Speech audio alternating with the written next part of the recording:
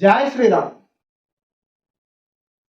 సమాచారం లేదా సమాచార వ్యవస్థ కాదు అంటే సమాచార సాధకాలు ప్రస్తుతము ప్రపంచాన్ని గడగడలాడిస్తూ కొన్ని దేశాలను నిద్రపోకుండా చేస్తున్న వ్యవస్థ ఇది.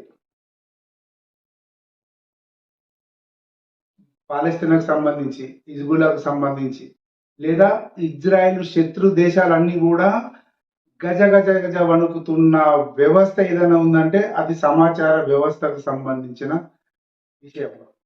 దీనిపైన ఇప్పుడు ప్రపంచ దేశాలన్నీ కూడా ఆలోచిస్తున్నాయి. అంటే పాలస్తీనా హిజ్బుల్లాకు సంబంధించిన వాకిటాకీలు పేలిపోయాయంటే వాళ్ళు వాకిటాకి ఎందుకు వాడుతున్నారు? వాళ్ళు ఏదో ఒక సమాచారాన్ని తీసుకోవడానికి అది పెట్టుకున్నారు. దాన్ని అడ్డం పెట్టుకొని ఇజ్రాయెల్ వాళ్ళు పేల్ చేశారు. సరే, ఇజ్రాయెల్ వాళ్ళు పేల్ చేశారా లేకపోతే ఇంకెవరన్నా చేశారా అని మొత్తానికి దానివల్ల నష్టం జరిగింది. పేజర్లు ఎందుకు పెట్టుకున్నారు? ఏదో ఒక సమాచారం తీసుకోవడానికి పేజర్ పెట్టుకున్నారు. ఆ పెట్టుకున్న పేజర్ల యొక్క ఆవశ్యకతను వాళ్ళు ఎట్లా గుర్తించారో ఆ ఆవశ్యకతను అడ్డం పెట్టుకొని ఇజ్రాయెల్ వాళ్ళు లేకపోతే వాళ్ళ శత్రు దేశాలు ఎవరో ఏదో చేస్తుంటారు. ఇది ఇప్పుడు లేటెస్ట్ గా భయాలకు ప్రపంచ దేశాలు భయపడటానికి అత్యంత ముఖ్యమైన విషయంగా మారింది. అసలు ఏంటి సమాచారం అంటే? ఏముందబ్బా, ఒక విషయాన్ని ఇంకో చోటుకి చేరవేయడం. అంటే మామూలుగా నా దగ్గర ఉన్న ఒక విషయాన్ని ఇతరులకు చెప్పడమే సమాచారం. అమ్మలక్కలు పెట్టుకునే గుసగుసలు, చెవులు కొరుక్కునే సంఘటనలు, ఆ ఇంట్లో అట్లా జరిగింది, ఈ ఇంట్లో అట్లా జరిగింది, చూసారా చేశారా అని చెప్పి ఒక డాటా ట్రాన్స్ఫర్, ఒకరి నుంచి ఒకరికి విషయం వెళ్ళడం సమాచారం. సమాచార సాధకులు ఎవరంటే అమ్మలక్కలే. అమ్మలక్కలు ఏదో మాట్లాడుతున్నారు, చెప్తున్నారు. ఇంకో విషయం కూడా మీరు గమనించాలి. పూర్వకాలంలో అంటే రాజుల కాలంలో కానీ మామూలు కథల్లో మనం చూస్తుంటాం కదా, ఒక రాణి లేదా యువరాణి ఒక పావురం కాలుకు ఒక విషయాన్ని, ఒక సమాచారాన్ని కట్టి, విషయం అంటే సమాచారం, ఒక సమాచారాన్ని కట్టి ఎగురువేయడం, అది యువరాజు దగ్గరికి వెళ్ళడం, ఆ యువరాజు దాన్ని చదువుకోవడం, మళ్ళీ అతను ఒక రాసి అది అతను ఆ విషయాన్ని పెట్టి ఆ పావురం వదిలి పెడితే వెళ్ళడం. విషయం అనేది దాని కాలుకుంది, పావురం కాలుకుంది. పావురము సమాచార సాధకమైంది, అంటే సమాచారాన్ని తీసుకెళ్లే వస్తువు అయింది. ఇంకా మీరు కూడా కొన్ని గమనించాలి.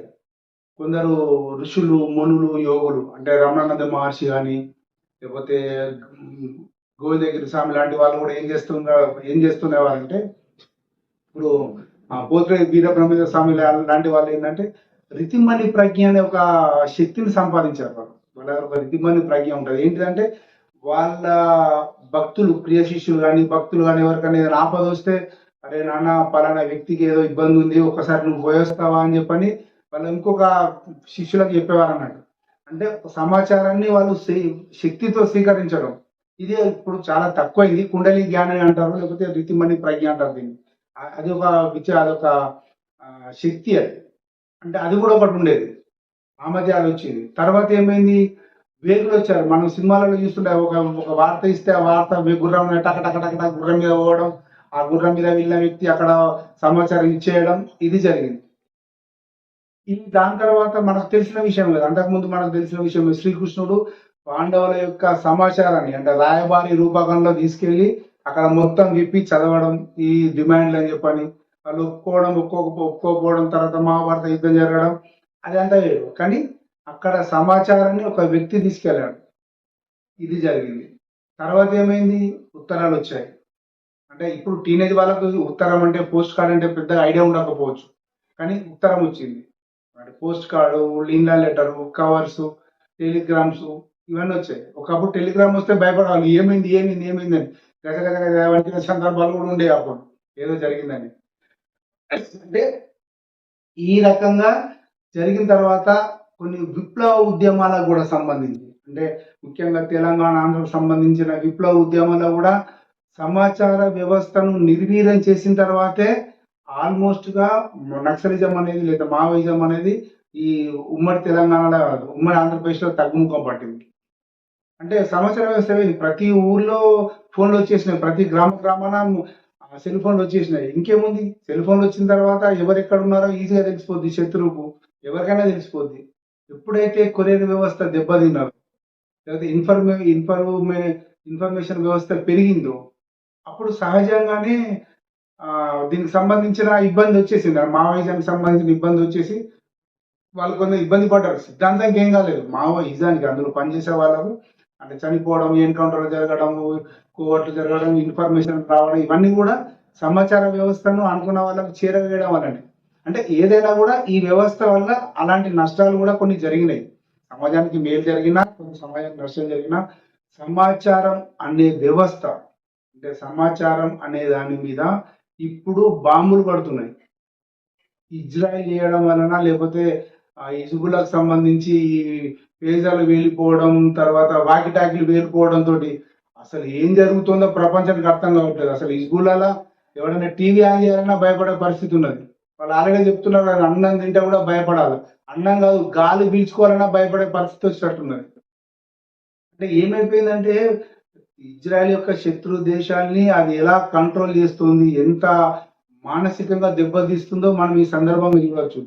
అంటే వారి యొక్క జాతీయత, దేశభక్తి నరాన తమ కోసం నా దేశం తర్వాత నేను అన్న వ్యవస్థ ఏదైతే ఇజ్రాయెల్ నరాన జీర్ణించుకుపోయిందో దాన్ని ఇక ప్రపంచ దేశాలు ఏమి చేయలేవు. అది ఇంత పుట్టి దేశమైనా ప్రపంచ దేశంలో కూడా గుండు సూది తీసి ఇట్లా పెడితే ఎంత ఉంటుందో గంతే ఉన్నా దాని శక్తి అపారం, వారి తెలివితేటలు అపారం, వారి దేశభక్తి జాతీయత అపారం.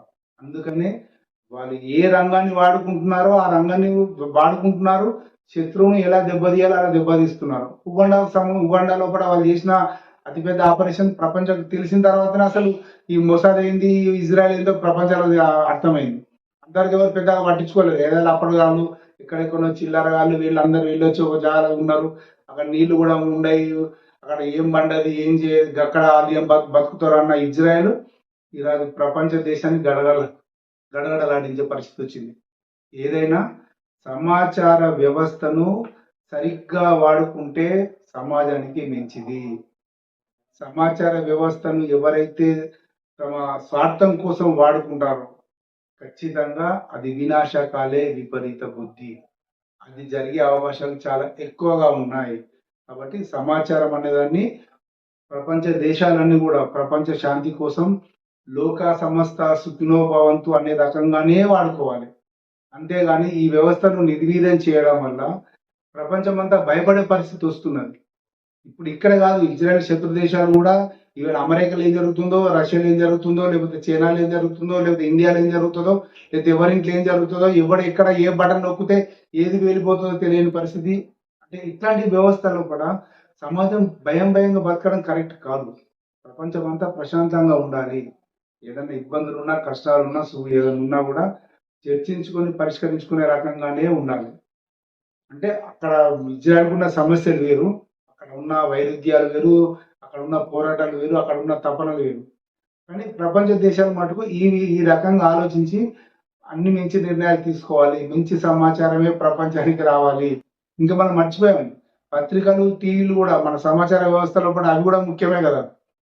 ఇప్పుడు మొన్న ఒక ఫ్రెండ్ అంటున్నాడు, అమెరికాలో ఒక ఫ్రెండ్ అంటున్నాడు, అరే వాళ్ళు పాలస్తీన్ లో కూడా టీవీ చాలు చేయడానికి కూడా, అంటే టీవీ ఆన్ చేయడానికి కూడా ఇబ్బంది పడుతున్నారంట. అంటే టీవీ కూడా పెట్టుకోవట్లేదు. ఇక టీవీ పెట్టుకోవట్లేదు, మొబైల్ లేదు, వాకిటాక్ లేదు, ల్యాండ్ ఫోన్ పట్టుకొని సైనికుడు యుద్ధానికి వెళ్తాడా? అది కూడా సాధ్యం కాదు కదా. ఇట్లాంటి పరిస్థితి పాలస్తీనాకు ఉంది అని చెప్పి ఒక టాక్ వచ్చింది. ఏదైనా సమాచారాన్ని సద్వినియోగం చేసుకోవాలి, సమాచార సాధనాన్ని సద్వినియోగం చేసుకోవాలి. సమాచారము సమగ్రంగా మంచిగా అందరూ లోకా సమస్త సుఖినో భవంతు అన్నట్టుగానే ఉండాలని ఆశిద్దాం. జై శ్రీరామ్.